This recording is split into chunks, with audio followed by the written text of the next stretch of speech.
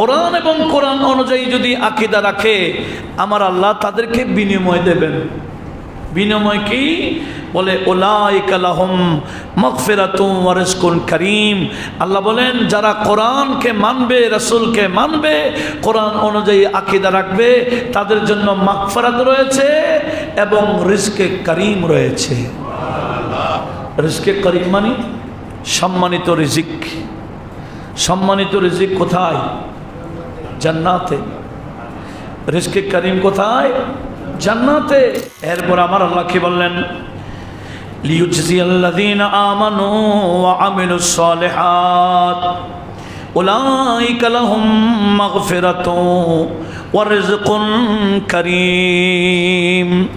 আল্লাহ বলেন আমি আল্লাহ এই কোরআন দিলাম, আমার রসুল পাঠালাম, রসুলের কথা কারা মানে, কোরআন অনুযায়ী কারা চলে, এভাবে আমি নবী পাঠাইলাম, কোরআন পাঠাইলাম। কেন?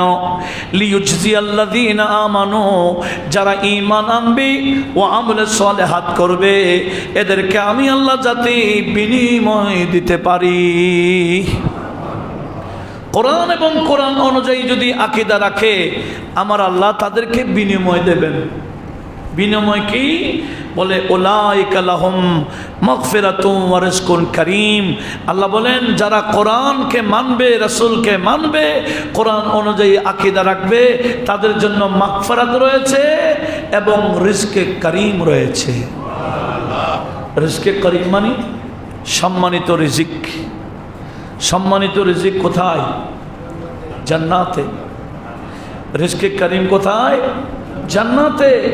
আল্লাহ বললেন আমি তাদেরকে জান্নাত দিব আর সম্মানিত বড় সুন্দর সুন্দর রিজিক ওই জান্নাতীদেরকে দান করব। একটু বড় আওয়াজে বলি না সুবহানাল্লাহ।